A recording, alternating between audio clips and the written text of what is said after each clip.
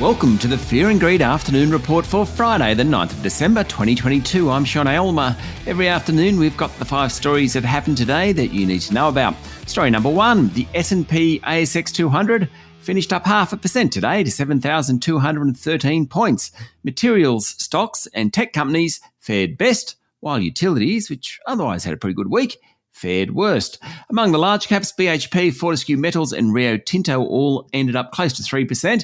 On the back of higher iron ore prices. The banks were mixed, so too the retailers. The lithium miners are under pressure, have been all week. Investment bank Goldman Sachs forecasts that the metal's price will drop sharply. That sent down the share prices of the likes of Allkem, Pilbara Minerals, Core Lithium and Liontown.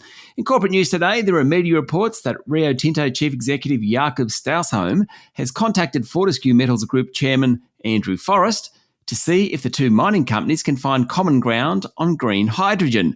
Rio and Fortescue mine iron ore side by side in Western Australia, and both want to reduce their carbon footprint.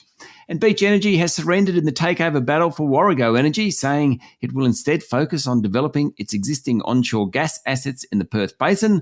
The Warrego board has unanimously recommended a $342 million bid from Hancock Resources, hence Beach are out. Story number 2, the Commonwealth and states will co-fund energy bill relief for households and businesses that will come on top of lower prices delivered via price caps on coal and gas.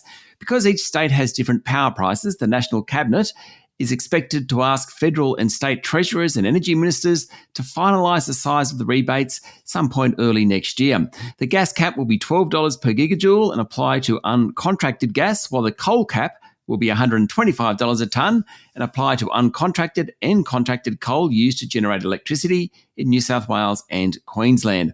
Almost all contracted coal is under that cap already. Late this afternoon, Prime Minister Anthony Albanese said that he'll recall Parliament next week to ensure the co-fund energy bill and price cap make it through. Story number 3, the Financial Review released its annual list of highest paid CEOs for 2022 today.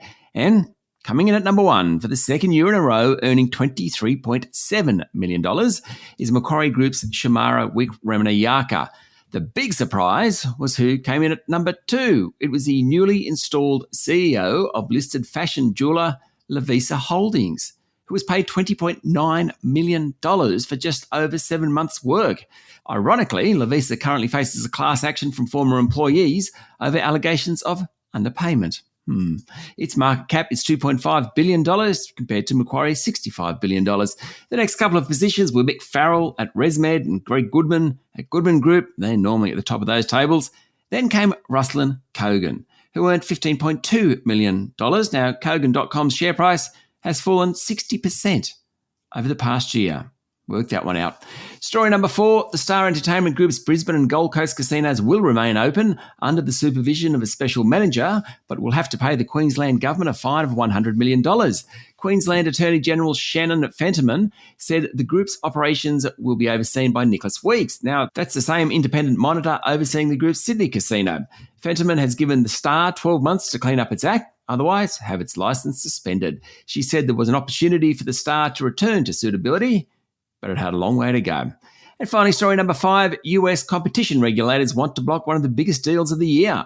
Microsoft's $75 billion bid for video game maker Activision Blizzard, that's the group better known as the owner of Xbox and games like Call of Duty. Well, the US Federal Trade Commission doesn't like it. It reckons the purchase will lessen competition in the cloud gaming business. The Activision deal would be Microsoft's biggest ever acquisition and make it the world's 3rd largest gaming company behind China's Tencent and Japan's Sony. That's it for the afternoon report for Friday, the 9th of December 2022. Don't forget to hit follow on the podcast and find Fear and Greed on LinkedIn, Instagram, Twitter and Facebook.